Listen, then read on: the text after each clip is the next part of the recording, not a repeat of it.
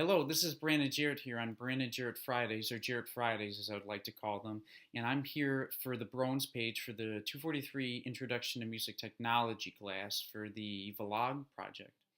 And here I am to answer Matt Carr's question about microphones and whether or not they should be used in high school or college marching bands. And I kind of go half and half with the two ensembles, and I'll give my explanations. For high school, I do not believe that microphones should be used due to the ensemble size, the crowd that's at the football games, and where the ensemble is in terms of the crowd, the student section, and the football team. Where I came from, at Plainfield South High School, the marching band was only about 170, and I know with Matt's school, it was about 200 plus. Now, with Matt's school, I would definitely not mic them because of the sheer size of the ensemble. You have enough bodies, you have enough air support, and you have enough instrumentation where I don't think microphones would be necessary to play to the student section or the whole crowd or the football team, just to the sheer size of everybody. I think the sound will come across very well. It'll be a natural sound that won't be distorted by microphones. The microphones won't delay at all, hopefully, depending on where they play. But overall, with a size of at least 200 plus, I don't think you definitely will not need microphones. With my band, I don't think you need microphones either. We were placed in a very odd space where we are all the way on the other side and we are on the track and not in the stands or pertaining to the stands. And we were playing almost the middle schoolers that were in the stands versus the student section, which was way over there. And I think that if we were moved, I think that would benefit the whole atmosphere of game day. So we can play the student section and they can cheer to the football team and all is good and hopefully the football team wins. But overall, I don't think high school should use mics. The only time they should use mics is if they're on the field with the pit, obviously. Drumline doesn't need to be mic'd. No winds need to be mic'd. Not even soloists per se that are playing in on the field. I don't think they need a microphone. I think if the student has enough confidence and they work on their air support and their projection, I think they don't need a mic. The only time mic should be available will be for the pit. Regardless of ensemble size, football stadiums in Illinois aren't what they are as Matt and Tom and I believe Jeff said in Texas. Texas is obviously funded a little bit more than Illinois schools, and just the sheer size of the stadium, it's not necessary to have anybody mic'd when they're playing pep songs or down either in the stands or in our case on the track field, which was kind of a little strange to do. But regardless, I think we should have been moved if an ensemble happens to be far away from the student section. Get them as close to the student section as possible, and that'll definitely fix the problem if you'll need mics to get the student section pumped and then obviously the football team pumped.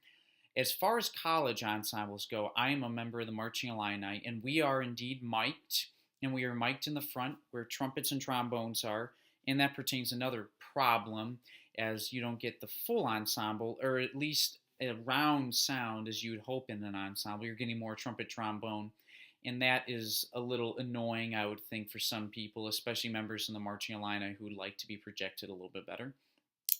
And we are to play to Block I, the student section.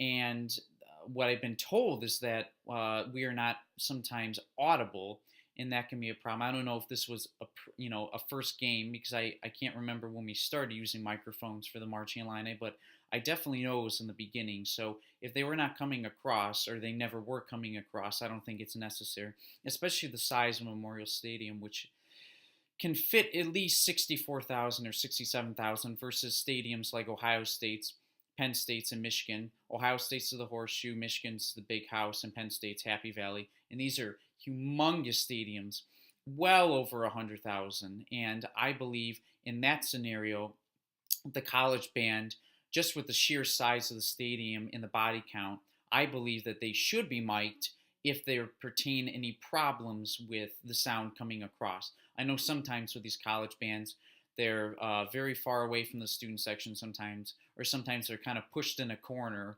even though it's a humongous band, almost like Illinois' band right now, the Marching Illini.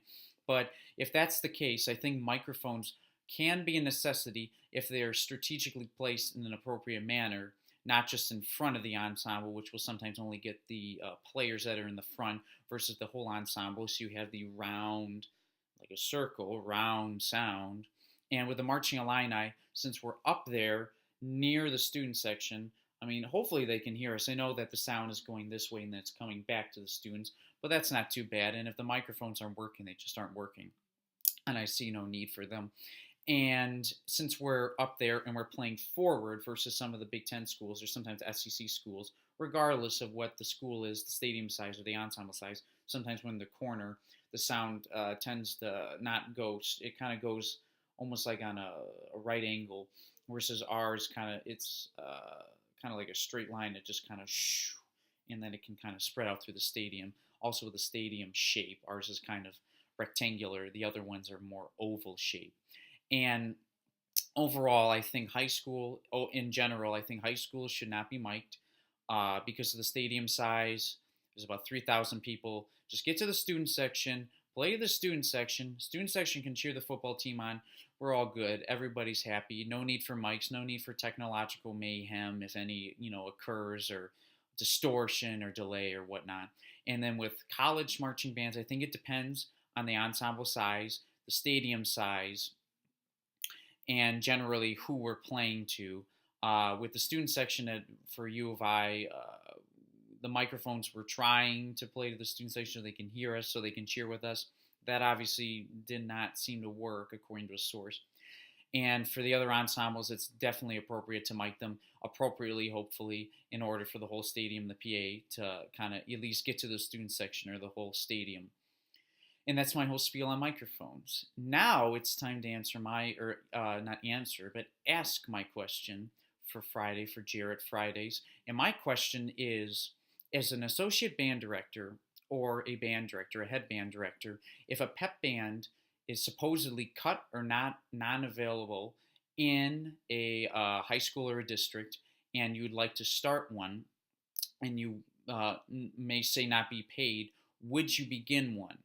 Is it the responsibility of the director, or do you feel obliged to give the students the experience that they should have in such a pep band? And in my opinion, I think we should be an ambitious group, even though we're young and reckless, or so we've been told. And I think we should definitely take the step forward into establishing a pep band or getting a pep band back on its feet if it hasn't been around for a couple years, regardless if it's basketball or volleyball or, men's basketball, women's basketball, boys volleyball or girls volleyball. And I think it's a great experience, not only because with the students, hopefully they've done marching band and they've been in the large ensemble setting in a pep band the pep band setting and play, and then sometimes they have a bigger sound and individuals don't, stick out, or, you have the less chance of individuals messing up, is greater.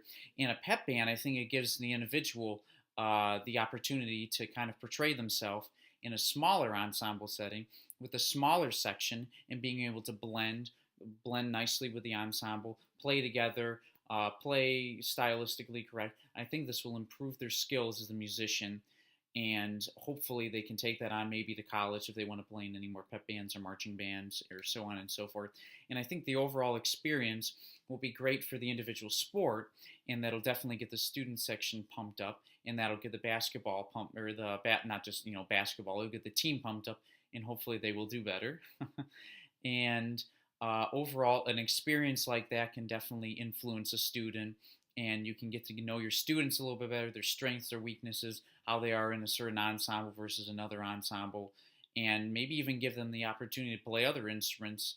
Trombone wants to play baritone in the band, sure. Or percussionists want to play drum set, sure, they can try that.